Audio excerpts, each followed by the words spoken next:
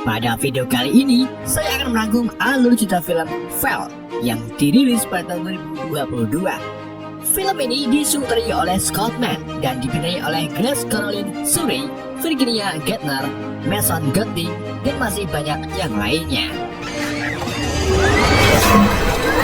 Jadi film ini mengisahkan dua wanita yang memanjat sebuah tower radio setinggi 600 meter dan menemukan diri mereka terjebak di atas tanpa akses jalan turun. Berhasilkah keduanya turun dari atas tower? Daripada tidak penasaran kalau sudah ada yang bahas, mari kita simak alur ceritanya. Sebelum kita mulai ceritanya, jangan lupa untuk subscribe, tekan tombol lonceng, dan like agar tidak ketinggalan cerita-cerita lainnya. Mari kita lanjutkan ceritanya. Film ini dimulai dengan diperlihatkan tiga pecandu adrenalin yang memanjat dinding batu besar di daerah nggak tahu namanya.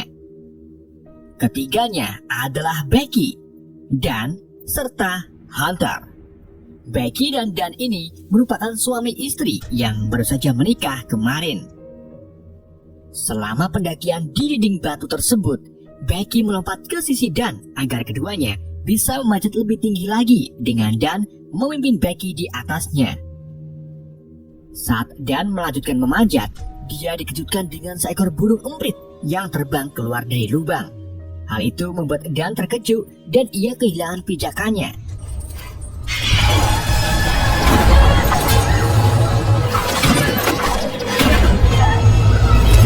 Dan berusaha mungkin untuk bertahan dan mencoba untuk naik kembali. Tetapi tali kekangnya terlepas yang buatnya jatuh hingga tewas. Scene berpindah ke 51 minggu kemudian, di mana Becky terlihat menjadi pecandu alkohol dan depresi karena belum move on dari kematian suaminya. Becky juga menghindari kontak dari ayahnya yang bernama James. James benar-benar khawatir dengan Becky dan terus mengatakan bahwa kamu tidak seharusnya seperti ini. Karena mungkin jika Becky yang meninggal, Dan pasti sudah mencari penggantinya. Bukannya menerima nasihat dari James, Becky malah marah. Ia segera pergi dari James dan pulang ke apartemennya. Setibanya di apartemen, Becky mencoba bunuh diri dengan meminum 20 butir pil migran. Tetapi sebelum minumnya, Becky mendapatkan telepon dari sahabatnya, yaitu Hunter. Singkat cerita, Hunter pun tiba di apartemen Becky. Hunter mencoba menghibur Becky dan terbukti berhasil membuat Becky sedikit tenang. Hunter kemudian memiliki ide agar kondisi Becky bisa seperti dahulu lagi, yaitu dengan mengajak Becky untuk pergi memanjat lagi. Tetapi kali ini bukan dinding bukit yang akan mereka panjat, melainkan menara TV terbengkalai yang tingginya lebih dari 2000 kaki alias 600 meter lebih secuil. Sayangnya, Becky menolak ajakan Hunter karena dirinya belum pernah mendaki sejak kematian suaminya. No, I can't do that. I'm sorry.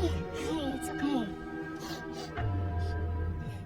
Saat Becky bobo, ia bermimpi tidur bersama Dan. Tetapi tiba-tiba tubuh Dan mengeluarkan banyak darah yang membuat Becky langsung terbangun. Becky kemudian menghampiri Hunter yang sedang ngubai gigi, di mana Becky mengungkapkan bahwa dirinya ingat kata-kata Dan yang mengatakan tentang jangan takut untuk tetap hidup. Dari kata-kata itu, pikiran Becky terbuka dan akhirnya ia setuju untuk pergi memanjat menara bersama Hunter. Keduanya lalu berkemas-kemas dan pergi ke lokasi menara TV. Selama perjalanan, mereka bercanda gurau dan menonton video-video milik Hunter yang diposting di sosial media. You're awesome. Keduanya lalu berhenti di kedai Bu Bagong yang terletak tidak jauh dari menara TV berada. Saat mereka makan malam, Hunter mengajari Becky cara mengisi daya telepon dengan menggunakan tingkringan lampu sebagai stop kontak untuk dicolokkan.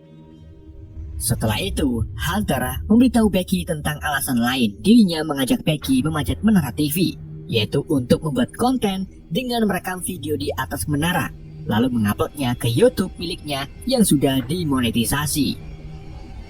Dengan membuat konten seperti ini, Hunter yakin kalau nantinya videonya akan viral dan mendapatkan cuan dari iklan yang tidak bisa di-skip.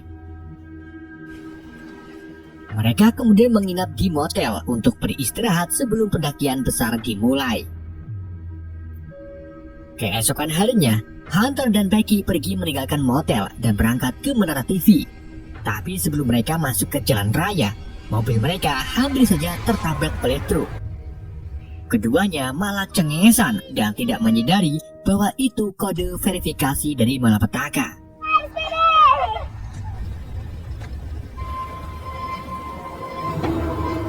Setibanya di area menara, mereka menemukan bahwa gerbang utama terkunci. Hal itu membuat keduanya terpaksa harus jalan kaki sambil membawa perlengkapan untuk sampai ke menara. Setibanya di bogol menara, mereka juga menemukan beberapa burung nazar yang sedang makan seekor coyote yang terlihat masih hidup. Karena kasihan, Becky pun mengusir burung-burung tersebut, sedangkan Hunter tetap ngevlog untuk kebutuhan sosial medianya. You'd do the same if you were starving out here.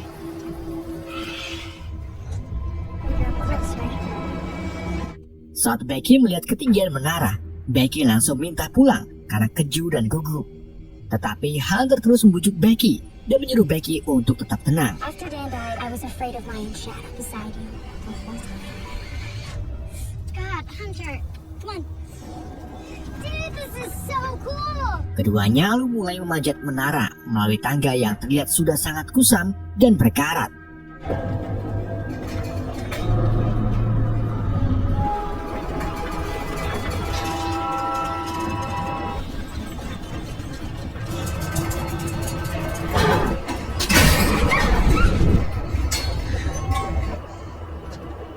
Setelah mereka tiba di ketinggian 1000 kaki atau setengah dari menara tersebut, mereka beristirahat untuk minum sambil melihat pemandangan dari ketinggian. Hunter lalu berkomentar bahwa kita telah melewati ketinggian menara Eiffel. Becky dan Hunter kemudian melanjutkan memanjat hingga sampailah mereka di ujung tangga utama. Tetapi mereka harus memanjat 200 kaki lagi agar sampai di pucuk menara. Kali ini, tangga yang mereka naiki benar-benar sangat berkarat dan reot-reot. Beberapa baut juga terlepas saat Hunter bermain-main di tangga.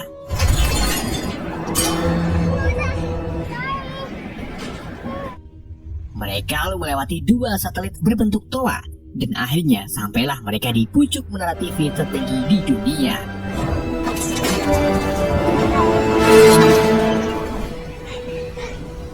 Hunter mulai mengambil video untuk halaman sosial medianya dan menggunakan drone untuk terbang di sekitar area tersebut.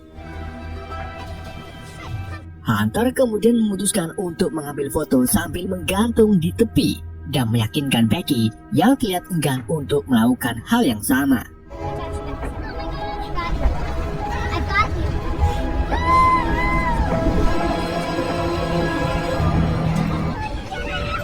Becky juga menggunakan kesempatan untuk menyebarkan abu suaminya dari atas yang membuat Hunter menangis histeria. Ketika hari mulai sore, Hunter dan Becky memutuskan untuk mulai turun kembali.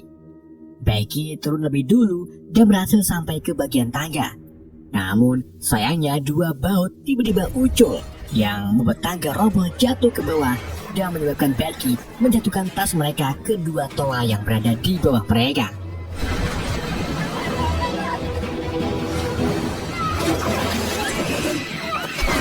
Hunter lalu menarik Becky ke atas lagi menggunakan tali yang masih mengait di tubuh Becky. Saat tibanya di atas, Hunter menemukan kalau paha Becky terluka. Hunter pun segera membuatkan tourniquet untuk luka di paha Becky. Kini mereka tidak bisa turun ke bawah dan tidak bisa minum karena botol serta drone ada di dalam tas yang sekarang temangsang di 2 toa. Untungnya mereka masih memiliki HP yang sebelumnya mereka kantongi. Tapi sayangnya sinyal di HP mereka tidak ada karena mereka berada di atas jalur sinyal. Mereka kemudian menemukan teropong dan pistol suara di kompartemen menara. Tetapi mereka harus menunggu momen yang tepat untuk menggunakannya. Di sini, keduanya berpikir kalau tangga yang jatuh ke bawah bisa menarik perhatian orang di sekitarnya. Mereka pun menunggu orang yang mungkin penasaran untuk memeriksa jatuhnya tangga. Namun 5 jam kemudian, Hunter dan Becky tidak menemukan tanda-tanda adanya orang di bawah. Hunter lalu punya ide, yaitu membuat postingan foto di Instagram dengan dirinya berada di menara TV dan memberi caption, "Tolong kami dan hubungi 911."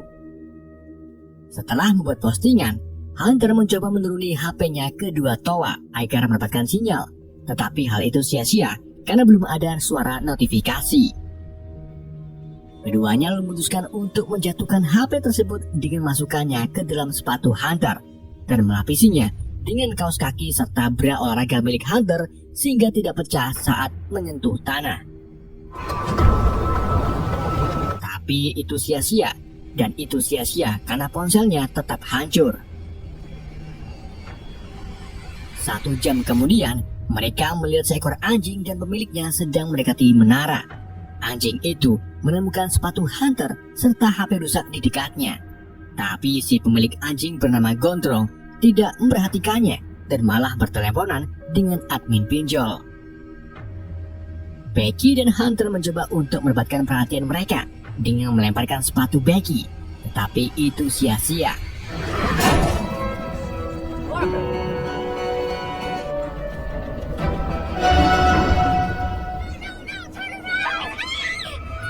Mereka lalu melihat bahwa pria gondrong itu pergi dan bergabung dengan temannya untuk memanggang makanan di mobil van yang terletak 1 mil dari tower.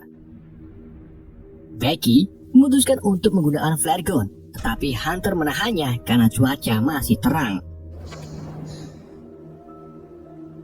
Begitu matahari terbenam, mereka langsung menembakkan flare gun sembari menyinari ponsel Becky untuk menarik perhatian si gondrong. Si gondrong dan temannya akhirnya melihat Becky dan Hunter.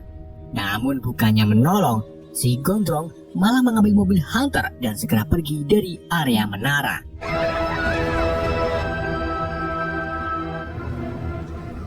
Kini, Becky dan Hunter tidak memiliki cara lain karena mulai dehidrasi dan kelaparan.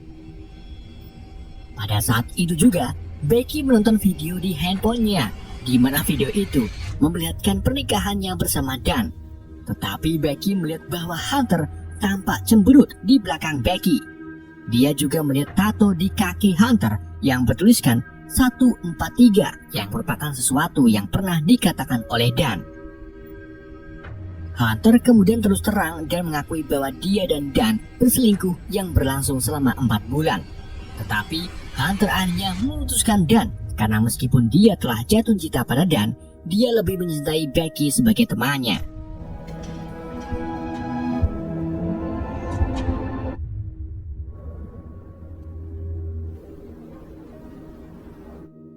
Keesokan paginya, Becky mencatat bahwa sudah 24 jam mereka berada di sini sejak menjatuhkan telepon milik Hunter. Hunter lalu mengatakan bahwa dirinya bisa turun ke 2 toa untuk mengambil tas mereka. Dengan bermodalkan nekat, Hunter mulai turun ke toa dengan menggunakan tali kekang dan ia berhasil mencapai toa dengan cara melompat.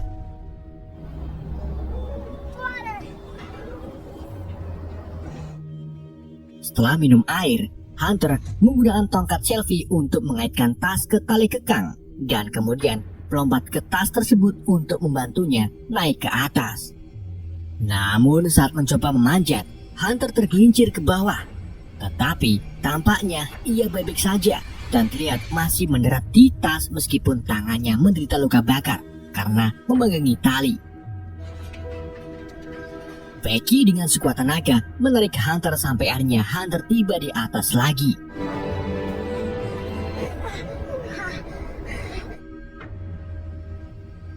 Keduanya segera menulis catatan minta tolong di kertas dan menempelkannya ke bagian drone.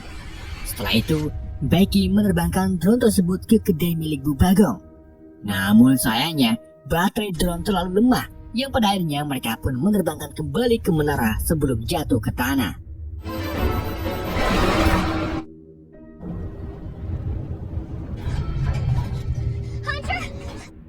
Malam harinya, saat Becky bobo, ia bermimpi diserang oleh burung nazar. Selama serangan itu, Becky juga melihat Hunter sudah meninggal di sampingnya sambil digerogoti oleh burung nazar. Hal itu membuat Becky terbangun dan ditenangkan oleh Hunter. Becky lalu ingat tentang pengisian daya Hunter dan berencana naik ke bagian paling atas menara untuk menyambungkan cas-casan drone ke stop kontak di lampu berwarna merah. You freaking genius. Keesokan harinya, Becky mulai manjat tiang. Setibanya di pucuk tiang, Becky segera mencopot bolamnya dan mencolokkan cas-casan drone ke stop kontak, tapi sayangnya stiker charger tidak mencapai kuningan. Becky kemudian menggunakan cincin kawinnya untuk mengisi arus stop kontak, dan itu terbukti berhasil mengisi daya ke baterai drone. You gonna be okay? I don't know. It just has 4 left. Sambil menunggu baterai penuh, Becky dengan sekuat tenaga berpegangan pada tiang. Di saat itu juga, burung nazar muncul dan menemiling Becky beberapa kali.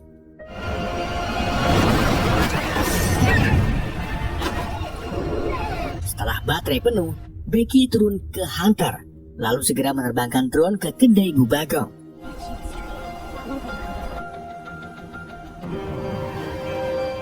Namun tepat sebelum drone mencapai kedai, sebuah truk tak sengaja menabrak drone dan menghancurkannya. Si sopir kemudian turun, tetapi ia tidak mengambil drone-nya karena takut ada temblek ayam.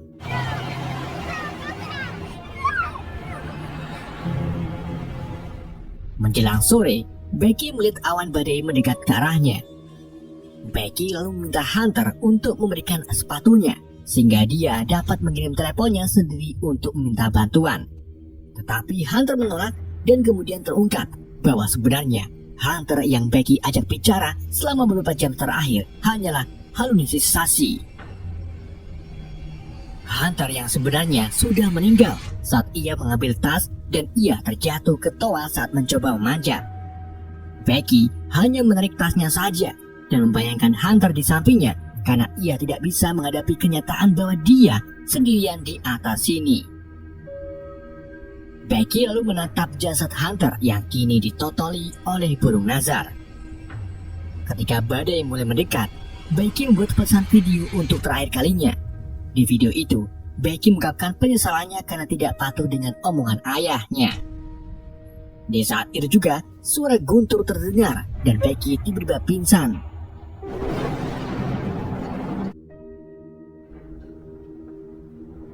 Keesokan harinya, burung nazar menemukan Becky sedang pingsan dan mencoba untuk mencabik-cabik luka di pahanya. Hal itu membuat Becky tersadar dan ia langsung meraih leher burung nazar tersebut, kemudian memukulnya sampai mati. Becky lalu makan daging burung nazar untuk mengisi energi.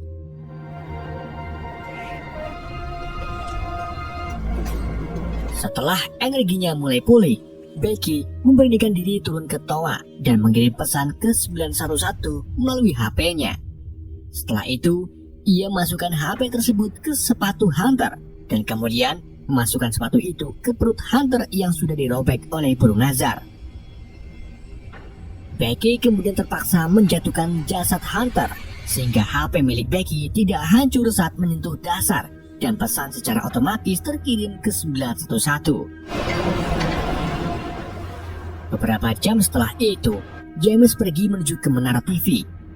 Dari dalam mobil, James melihat helikopter terbang ke arah pucuk menara, yang artinya pesan Becky benar-benar sudah terkirim. Setibanya di menara, James menemukan mayat yang sudah ditutupi plastik oleh tim penyelamat. Ia mengira kalau itu Becky, tetapi ternyata bukan. James lalu dipanggil oleh Becky yang ternyata sudah diturunkan oleh tim penyelamat.